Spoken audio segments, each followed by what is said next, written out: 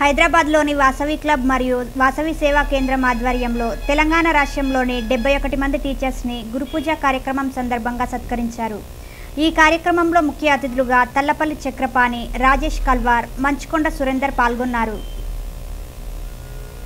మరి అందరూ కూడా సహకరించినందుకు పేరున ధన్యవాదాలు. గణేష్ నిమగ్న శుభ సందర్భంలో ప్రసాదన వితరణ కార్యక్రమము ఈ ఆవరణలోనే ఉంటుంది. సుమారు 10,000 మందికి ప్రసాదాలు పంచుతామండి. ఈ కార్యక్రమం సేవా కేంద్రము, వాసవి క్లబ్ హైదరాబాద్ పట్టణ సంఘము, ఐఏఎంసి, వాసవి హాస్పిటల్ 5 సంస్థలు కలిపి ఈ కార్యక్రమాన్ని నిర్వహిస్తాము. సుమారు ₹1,00,000 ఖర్చు పెట్టి ఈ కార్యక్రమాన్ని నిర్వహించబోతున్నాము.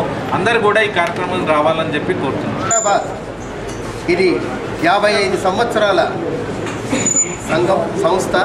ఈ సంస్థను స్థాపించిన వారు పాస్ట్ ప్రెసిడెంట్స్ ఎవరైతే ఉన్నారో వాళ్ళు చేసినటువంటి కార్యక్రమాలను సరళిగా తీసుకుని ప్రతి సంవత్సరం ఏప్రిల్ టు మార్చ్ కొత్త ప్రెసిడెంట్ వస్తారు.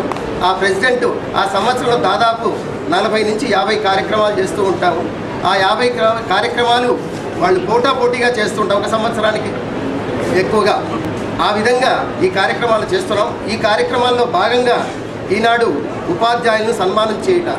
ఉపాధ్యాయులను సన్మానం చేయడం అంటే మేము బెస్ట్ టీచర్స్గా సెలెక్ట్ చేసేటువంటి మాకు వీలు కాదు. ఎందుకంటే మీరు టీచర్ ఉద్యోగాన్ని ఎన్నుకున్నారనే ఒక మీ మీద ఉండేటువంటి గౌరవంతో మీకు సన్మానం చేయాలని మేము కోరుతూ ఉంటాం. ఇది 55 సంవత్సరాల నుంచి చేస్తూ వస్తున్నాం.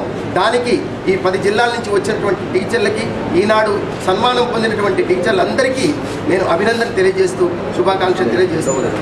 ఇది తల్లిదండ్రులే అయినా జ్ఞానజన్మ ఇచ్చేది ఉపాధ్యాయులే. బంగారు భవిష్యత్తు ఉండాలంటే